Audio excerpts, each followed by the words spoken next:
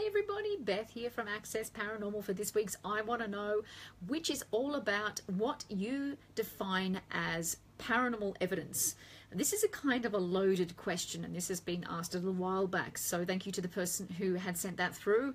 Yeah, it's a bit of a loaded question. Like I said, it's like saying, how long's a piece of string?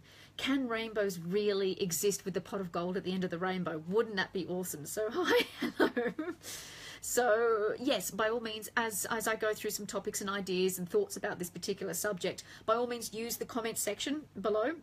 Hi Karina, lovely, how are you? And also in YouTube as well. So use the comment section, put your comments down there. What are your thoughts?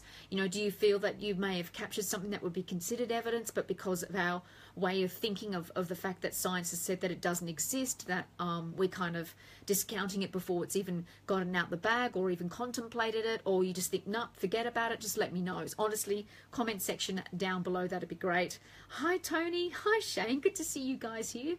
So yeah, let's get stuck into it. So firstly, the word evidence. Now, Jim has recently posted, Jim Clausen has recently posted a link to a really great article, and so I thoroughly I thoroughly encourage you to read it and enjoy it. I thoroughly enjoy you. It's on the Facebook page, on the Facebook here in the Access Paranormal Learning Lounge.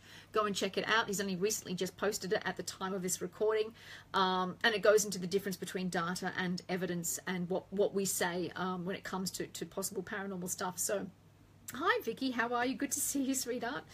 So yeah, so have a look at that first as well. So evidence, the word, the definition. Now I've got the Oxford version of this, and I know I'm letting the team down. I couldn't remember it off by heart, so I do have it here on to the left. It's the available body of facts or information indicating whether a belief or proposition is true or valid.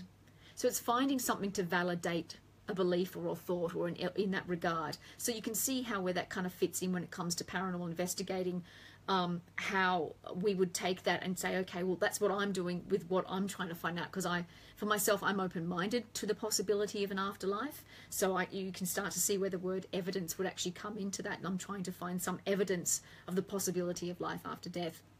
But of course, as investigators, we really, really do need to keep in mind the fact that science at this point in time has stated that, you know, there is no afterlife, there is no such thing as ghosts and or spirits or anything in that regard of the paranormal. So science had said the world was flat at one point, and also that when Henry Ford was creating the car, that if the car had gone faster than 30 miles an hour, that the body wouldn't be able to handle it. So science has been wrong in the past. So that's kind of like my reasonings sometimes for trying to find answers.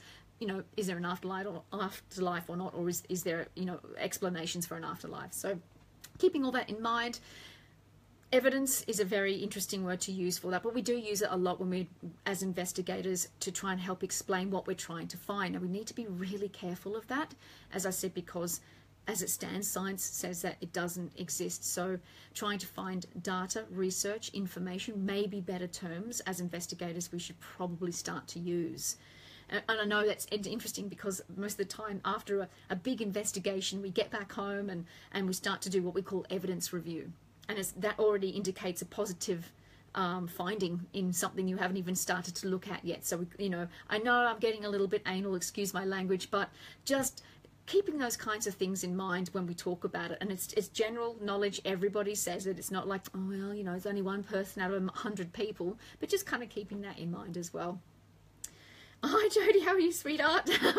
So that's that part. I know that sometimes the term scientific evidence gets used, and that's even more grey area type stuff. So for something to be considered scientific evidence, it needs to be supporting or disproving a hypothesis or scientific theory. And of course, as I've just mentioned, that doesn't work in the paranormal field. Now, I know some people can often say that they are looking for scientific evidence, but that may not, again, be the right term to use. We're using parts of science to help explain our environment and what's happening, but looking for scientific evidence of something paranormal may not be the best way to explain it. for something to be considered scientific evidence, it needs to be something that's been studied over time. It's not something that is just the one occurrence here or one occurrence there. It's something that's studied over a certain amount of time and repeatable, lots of repeatable experiments to gather data and research from. Also, it's got to be it's got to be unbiased. And that's the hardest thing too. And even when people are doing experiments within labs, when it comes to psychometry and all sorts of different types of things, not just about the possibility of an afterlife, they need to make sure that they are as unbiased as possible. It's really, really difficult. We are human. We are going to want something to happen or not want it to happen. There are ways to limit that, but we still have to factor that in mind and be aware of it as well. Also, at the same time, there's got to be it's got to be a controlled environment as well. So if you're going to say something, this is scientific evidence of something possibly paranormal, well, did you put very extremely strict environmental controls in that particular section for that to happen? Probably not. For me myself, for something to be a controlled environment, it would have to be in a lab. I wouldn't say that's a location, a public location, or even a private one would be a strictly controlled environment. It can be very close, absolutely, but when it's something that's going to be considered scientific and something that's got to be based on, I wouldn't probably put that in the same category for myself anyway. And also at the same time, the information that you find has got to be peer reviewed. For those who may not know, it's something where you pull all your research together, you pull all your information, you make your conclusion, and then you say, right, guys, this is what I found to the paranormal community, and they turn around and say, how my computer decides it wants to do an update right now. Ooh, paranormal. So, and that information is then sent through to people who are in the community that are also working on the same kinds of things, and that just keeps that unbiasedness about it. That helps with trying to make sure that the information isn't too stale or there's things you haven't thought of. So that's also that kind of section of it as well. A lot of people would say, oh, right, so right, what do you consider paranormal evidence? And as you can imagine, from what we've just spoken about, that gives you an indication of where I would sit with that. As again, at the same time, I am open-minded about it. I was recently at the quarantine station in Manly, and I had an experience where I saw a shadow.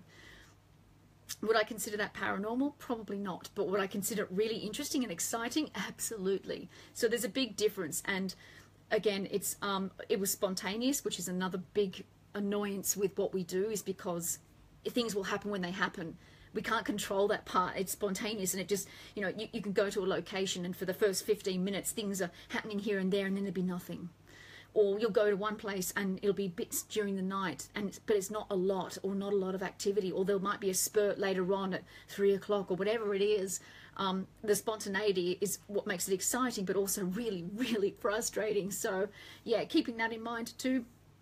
For me to even remotely consider something possibly as evidence, I would probably have to be there, to be honest. And again, that might even be my own bias playing up, and I have to keep that in mind. So I would say I'd have to be there, witness it, or be there at the location of when it's actually happened. I would want to know what's been thoroughly tested out, or I would have gone and debunked as much as I could and found as many possible explanations as I possibly could to see whether or not it could be explained. I would listen to what people have said about what they also witnessed as well, but I wouldn't actually pull that in as my own information or my own reports on it. So in other words, I would listen.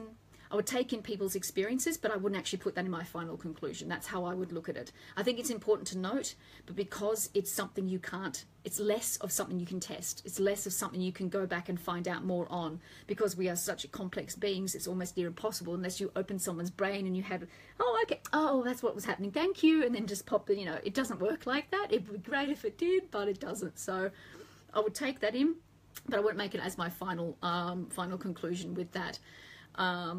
So with all that information, when it comes to definition of paranormal evidence, there technically isn't one. It technically doesn't exist, but we're looking for signs and possible information. And like Jim's link to the article he posted, there is a difference between data and a difference between evidence. And I think that's where we actually do have that misconception as well. Also, if you do feel you really do have something that you think, oh, I've tested everything. I've done I've done all my checks. I've asked. I've had it analysed. If it's recordings, if it's through audio or visual or something like that, and you've gone through the analysis of those types of programs, and you post it out there, please don't be offended if people will still continue to ask you questions, because it is a little bit of that whole peer review type thing going on. Because make sure that when you do post something that you are 100% behind it, that you've looked at absolutely everything, because sometimes, and I've seen it happen, and my heart goes out to these people, who they might put something out, they're going, yeah, it's something, yeah, I think I've got something, and someone goes, well, it's a blah blah, or have you checked this, or have you checked that, and then bang, it disappears, and it's like, oh geez, and I feel for the person, because it's a public learning experience that they didn't need to have. And other people go, oh, it's terrible that happens, and people put the field down. It's like, we all learn. We all, 10 years ago, I thought a dust orb was a ghost. You know what I mean? We've all been there. So just having that kind of compassion and a learning capacity, but don't put anything out publicly if you haven't fully researched it properly, or looked at all the avenues yourself, and really looked at the piece of information that you have. Again, I would err on the caution of using the word evidence often and always. And those who may know, they noticed this over the weekend when I was at the quarantine station giving workshops. One lady sort of piped up and said, oh, you keep saying possible paranormal activity, but you're open to it. I said, yeah, because that's scientifically correct. I'm open to it. It's a possibility of paranormal activity. So a lot of people are starting to pick up on the fact that, that's actually a fact that we need to accept as paranormal investigators, as much as it sucks. But that is the fact at the moment. So if we accept that, then we can gear what we can and research what we can in that certain angle. So I can't wait to see all this. Hi, Karen, how are you? Can you say if you've ever found something you would conclude as paranormal? Ooh, I would say no, to be honest. There's been strange stuff, and I know people say, well, isn't that the same thing? It's very, very different. Strange to me means it could be another explanation I haven't found yet. That could be normal. It could be environmental, it could be psychological, that I haven't figured out yet. But it's not something I can figure out just yet. So that's how I would, and that's why I would have looked at the shadow that I saw at Q Station. It was a hand, it did this, and I kind of followed it around and it disappeared. And I thought, okay, looked like a person, although it's a very strange movement. And again, that was a very strange thing to see. But it's strange. It's not paranormal, because it could be something else explaining what had happened. So technically, no. I think it would be it would be a very, very cold day in hell if I turned around and said something was paranormal. Or maybe when science actually discovers the fact there is an afterlife, and we can all throw our hats in the air and go, woohoo, finally, I was alive in my lifetime to actually have gone through that. So, it probably will never really hear me or see me say something is paranormal. But definitely there is strange experience, and that's what keeps me going and searching as well, because these things happen. We don't know exactly how everything works inside our head, or we don't know exactly everything that works in our environment. There could be 50 different reasons why I saw that shadow person or that shadow movement, that I haven't even discovered yet for myself, let alone, is in science in general. So I think the mind is like a parachute. It works better when it's open. So great question there, darling. So anyways, I can't wait to see all these great comments that are coming up. Thank you very much for watching, and I'll see you next week.